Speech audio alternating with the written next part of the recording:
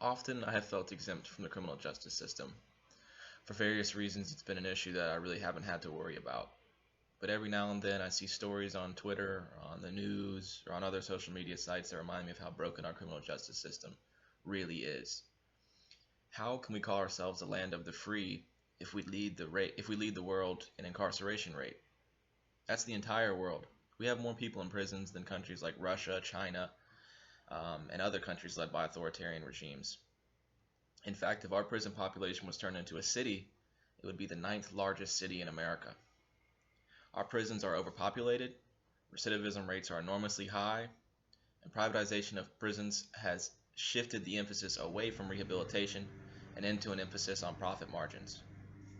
Steps are being taken to combat overpopulation, but according to an article posted by the New York Times on April 25, 2019, a sentencing expert at New York University School of Law, Rachel Barco, states that if we keep working on the kinds of criminal justice reforms that we're doing right now, it's going to take us 75 years to reduce the prison population by half.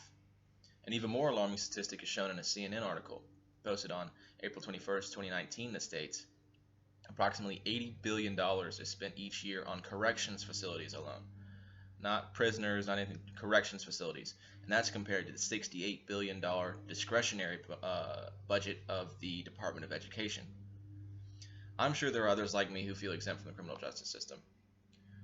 But there are too many stories about people being in the wrong place at the wrong time that have their lives altered forever by a conviction.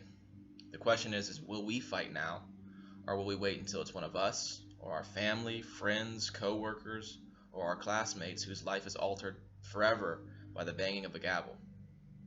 Drastic measures must be taken for us to change our criminal justice system, but first on that list should be eliminating prisons and re-emphasizing rehabilitation, not incarceration. In this speech, I'm going to examine the current prison system, examine recidivism and the impact it has on communities, and what needs to be done to make the necessary changes for the future. So first, I'm going to look at America's current prison system. The first culprit for America's disastrous prison system is the war on drugs. It has been the major factor in the overpopulation in federal prisons, as well as state prisons and state and local jails.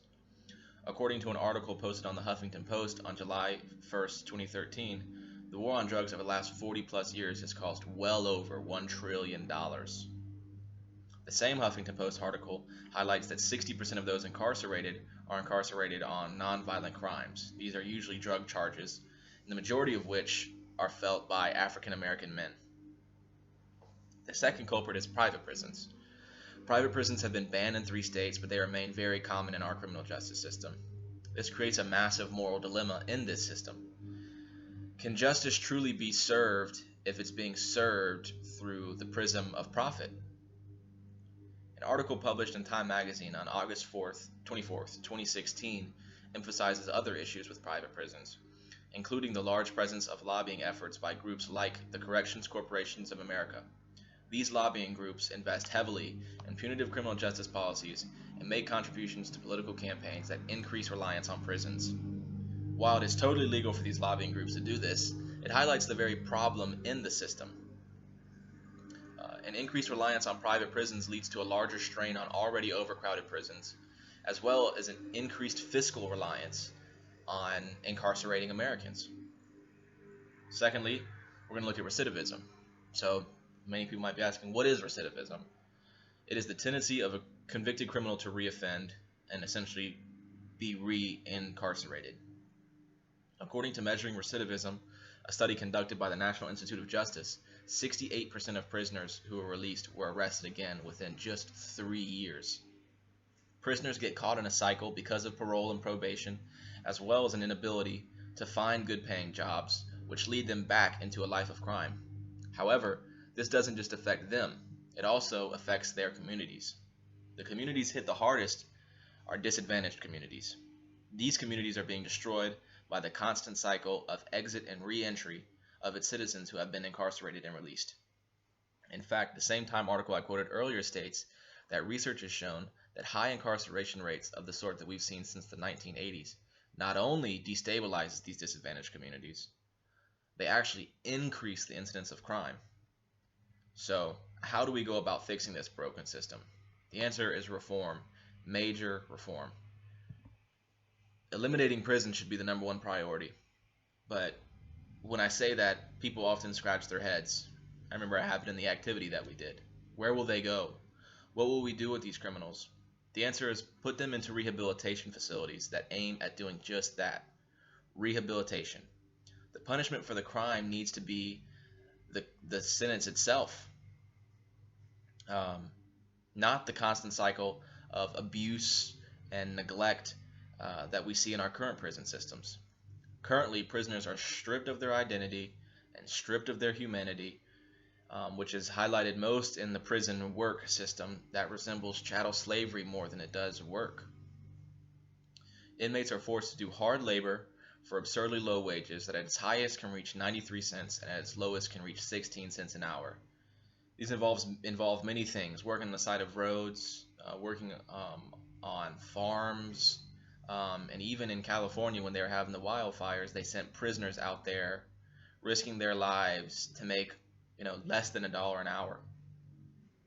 Because of this, inmates develop very little job skills that can get them a job when they get out, and they can't make enough money to provide a security blanket when they are allowed to re-enter society. This dooms them into a constant cycle of exit and re-entry into the system. We need to ensure that criminals who are released have the skills, experience, and readiness to re-enter and be valuable members of society. So what are other potential reforms? First, scaling back on our reliance on prisons and emphasizing our reliance on rehabilitation facilities is obviously the biggest step, but it isn't the only one. The United States Department of Justice archives listed several potential reforms to address our criminal justice system, which involve things like reducing the use of solitary confinement, helping inmates maintain family ties while incarcerated, ensuring inmates receive appropriate mental health and substance abuse treatment, and encouraging and providing inmates with important marketable job skills. But maybe the most important two reforms that I found are first, supporting the Second Chance Pell Pilot Program, which would allow select universities to provide funding for inmates to pursue secondary education while incarcerated. This would allow them to develop the necessary skills and education to be competitive in a job market upon their release. And second is building a school district within the prison system. Research shows that inmates who participate in correctional education programs have 43% lower odds of returning to prison than those who do not, and that every dollar spent on prison education saves $4 to $5 on the cost of reincarceration. So, in conclusion, drastic measures must be taken for us to change our criminal justice system. First on that list should be eliminating prisons. In the speech, I examined the current prison system. I examined recidivism and the impact that it has on communities, and what needs to be done to make the necessary changes for the future. So in closing, I'll say that 95% of criminals in jails and prisons are going to re-enter society. They're going to get out. It is our responsibility to ensure that they will be equipped with the necessary attributes to return to society. Everybody makes mistakes in their life, and some people's mistakes lead them into incarceration. It leads them to prisons and jails. But our current system eliminates people's ability to make up for the mistakes and learn from their mistakes, and it dooms them to spend the rest of their life in this system. Our current criminal justice system is broken. I've said it a bunch of times in this speech. But it is our responsibility, each and every one of us, to ensure that it gets fixed and it gets fixed properly. Thank you.